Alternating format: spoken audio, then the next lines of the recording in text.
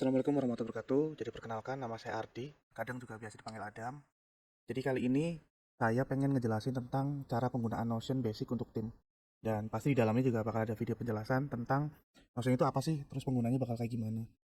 Cuman ya balik lagi di kesempatan kali ini, saya anggap teman-teman sudah menonton video yang lainnya tentang lebih detailnya Notion itu seperti apa. Karena di video saya yang kali ini ya, saya nggak akan terlalu banyak ngebahas tentang Notionnya, tapi di sini tentang beberapa step yang harus dilakukan oleh tim ataupun kalau kita misalnya kerja tim ataupun bawahan kita ataupun orang yang terlibat dengan Notion workspace kita.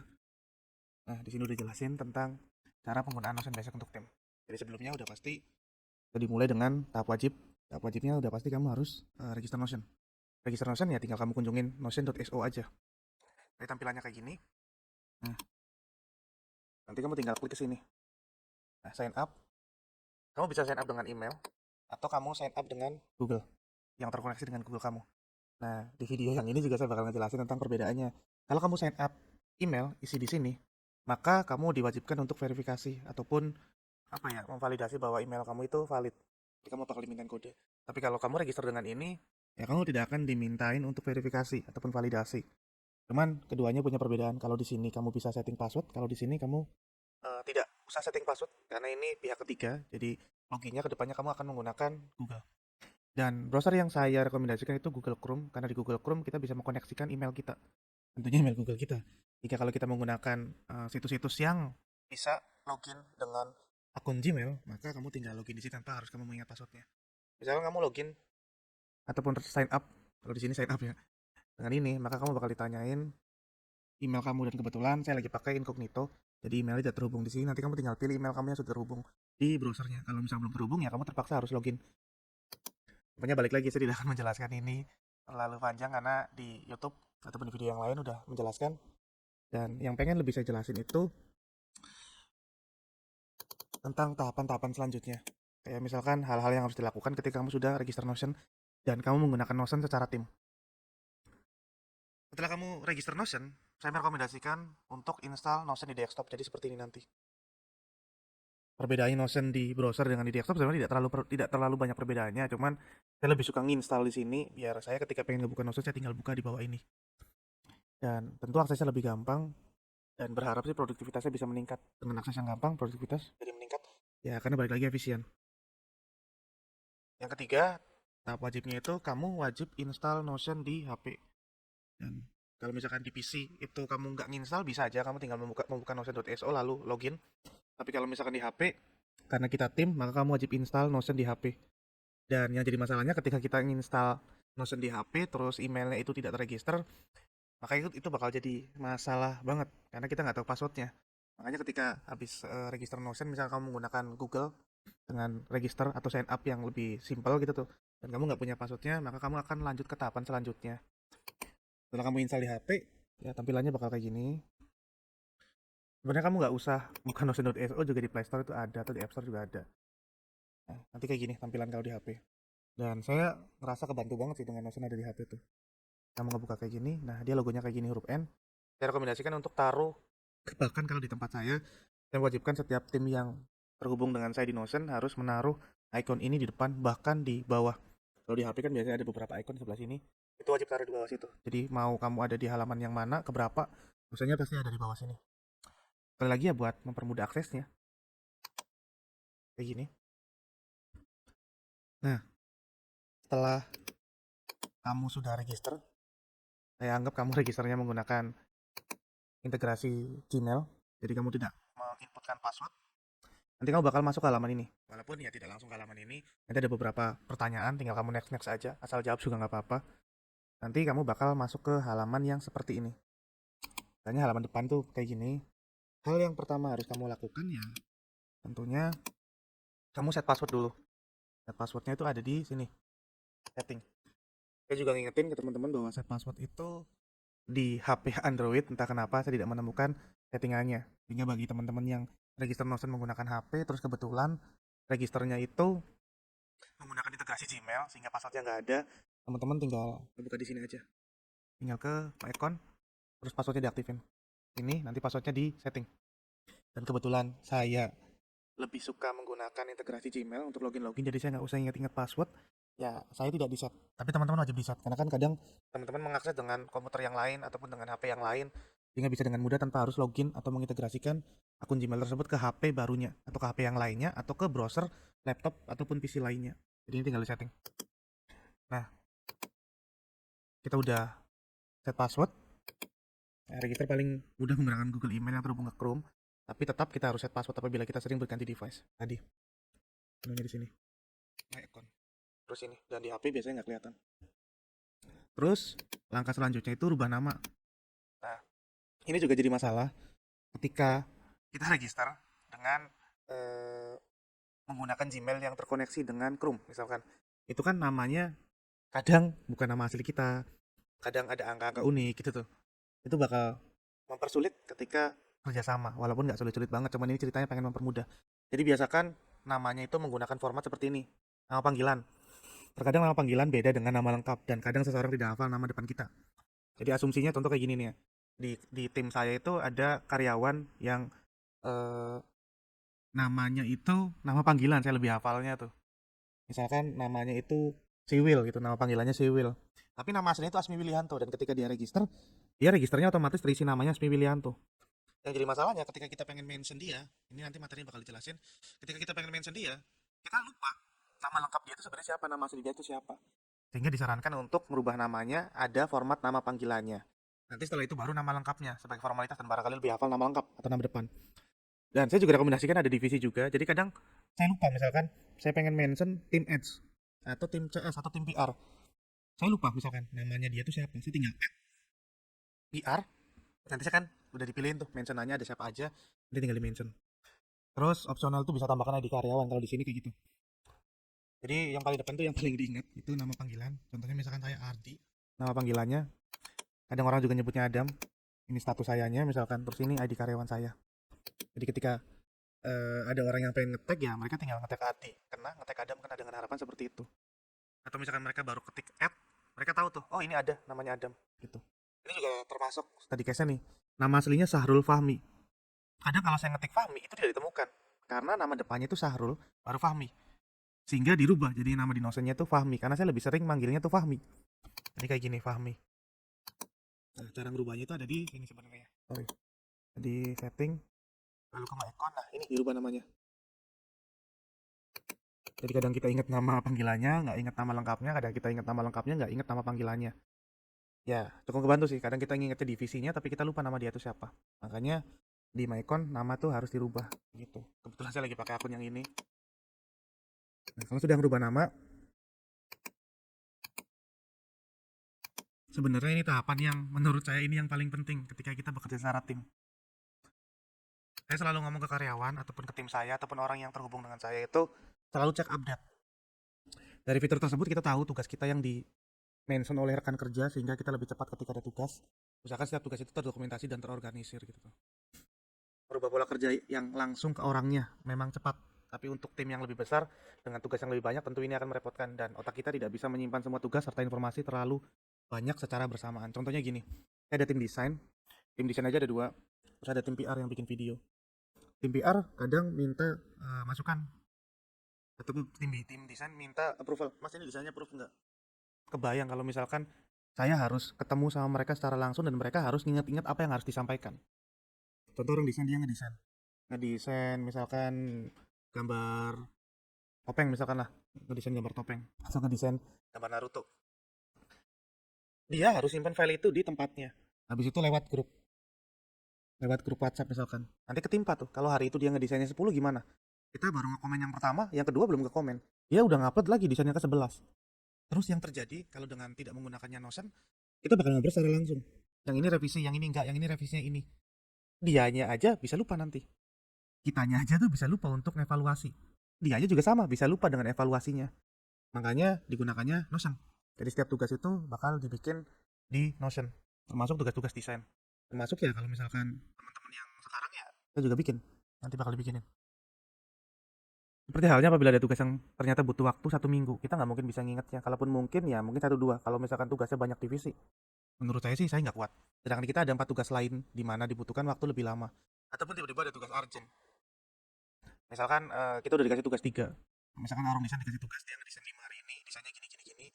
Terus besok ternyata ada yang belum jadi, desain 5 itu baru selesai 3. Dia harus ingat duanya, itu harus dilanjutin.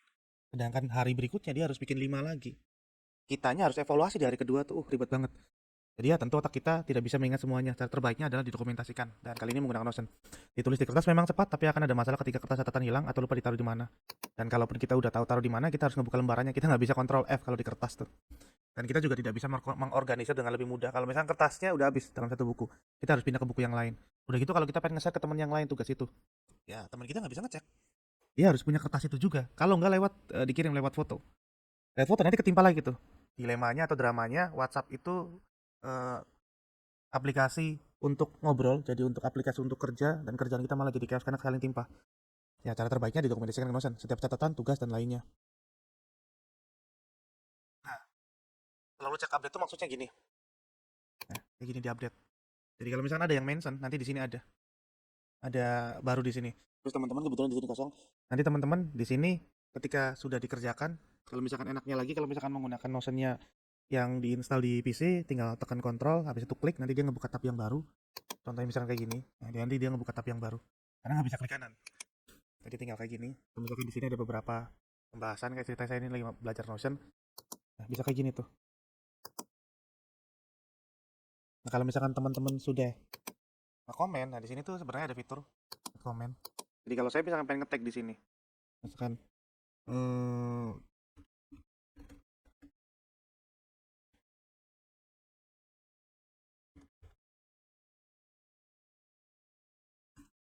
oh iya kalau misalkan dia belum di-invite ke sini, dia ini di sini nggak nongol. Tapi kalau dia sudah di-invite, nanti di sini bakal nongol namanya dia. Jadi kita pakai add untuk mention tuh. Kalau misalkan kita pengen mentionnya halaman, ya kita tinggal halaman. Jadi contohnya misalkan eh, ini Mas misalkan ya, terus saya di sini ceritanya nyebutin nama orangnya nih ya, nyebutin nama orangnya. Misalkan ceritanya ini mention orang lain, terus saya pengen silakan cek hasil di sini Mas. Dan saya sudah membaca halaman ini. Nah, enaknya lagi di Notion ya kita tinggal gini aja. Tuh. Kalau ini diklik, kalau ditekan CTRL ya pasti bakal ngebuka kayak gini. Enaknya di Notion. Nanti ketika kita klik enter di sini, orang yang terhubung dengan kita, dia bakal dapat mention di sini. Dan ketika dia ngebales, kadang nggak nongol di inbox, kita bisa ngecek di all. Begitu. Ini kegiatan-kegiatan saya selama bekerja di workspace yang ini. Nah, ketika dia ngebales, terus dia ceritanya sudah dicek dan ternyata sudah lolos, nanti dia nge-mention lagi, mention ke saya lagi. Nanti saya bakal dapat update-nya. Jadi kita bisa saling berkomunikasi secara kerjaannya lewat Notion melalui komen di sini. Nah, nanti ketika udah dapat kan nanti update-nya, buka to do yang di-mention, yang mention kita, lalu selesaikan. Dan kalau sudah selesai, baik itu hanya komen, evaluasi ataupun lainnya, apabila selesai maka hapus update agar kita tetap menjaga update selalu sedikit. Maksudnya gini, kalau di sini ada banyak yang mention ya. Contohnya si A di-mention si B, si A juga di-mention sama si C, si A juga di-mention sama si D. Itu kan jadi dia ada 3 nih. Masih mending kalau 3. Kalau misalkan banyak, ketika dia sudah buka, nanti kebuka kayak gini, jadi kebuka di tab yang baru ketika dia pencet CTRL. Terus ketika sudah selesai, nanti di sini ada tombol arsip, ataupun delete. Nanti dia bakal masuk ke arsip sini. Jadi inboxnya tetap sedikit. Nah kalau misalkan ada tugas yang belum selesai-selesai gitu tuh, ya kita jangan sampai diarsip. Biar tetap kita ingat, oh di sini ada beberapa hal yang perlu dikerjain lagi, walaupun di sini ada. Tapi komunikasi lewat mention nanti kita cek selalu update-nya. Jadi kadang saya ngasih tugas ke orang desain, jadi saya tinggal bikin to-do-nya di Notion. Nanti kita juga belajar tentang table ya. Tinggal bikin to-do di Notion, nanti saya tinggal komen di sini, tolong dibuatkan desain bla bla bla bla bla. Nanti saya tinggal mention dia, kayak gitu. Mention juga sebenarnya itu bisa di tempat yang lain. Jadi kita kalau mention ini di komennya, saya nyebutnya general. Kalau kalau mention general atau komen general itu di sini, tapi kita juga sebenarnya bisa mention di sini. Tinggal klik kanan, ya klik kanan. Tinggal di drag, nanti nongol kayak gini nih. Habis itu kita komen di sini. Jadi kita ngobrol sesuai dengan topiknya. Kalau di sini kita nggak tahu nih kita lagi ngobrolin apa. Tapi kalau di sini, oh berarti ngobrolin yang sebelah sini doang. Ngobrolin bagian ini doang. Yang di atas nggak dijadiin bahan obrolan. Kan gini. Silakan dicek. Kayak gini. Nanti ini nongol. Kalau misalnya kita mention tim kita yang lainnya.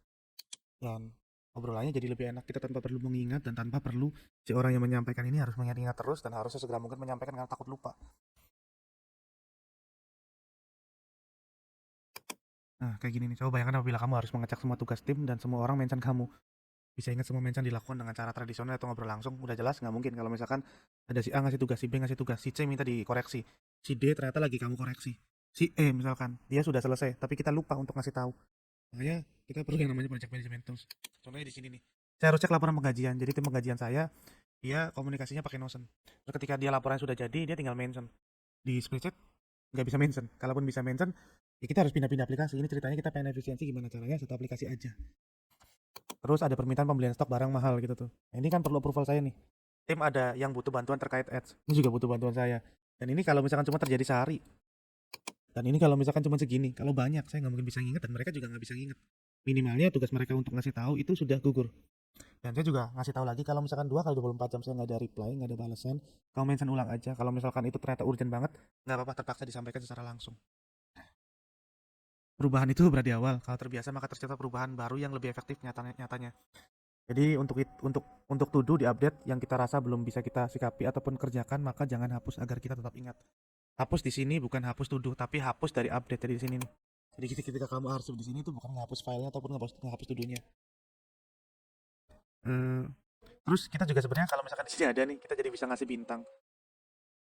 Oh, sorry. Kalau di sini ada, nanti kita kan tinggal dibuka, terus ternyata ini pentingnya, kita tinggal ngasih bintang di sini nih. Nanti dia nongol ke favorit sini. Jadi kita kan tahu tugas-tugas kita yang paling penting tuh apa, kita kasih bintang di sini dan ini ngebantu banget saya. Tujuan diberi bintang juga apabila tugas tersebut memang sangatlah penting. Maka dia bisa masuk ke favorit.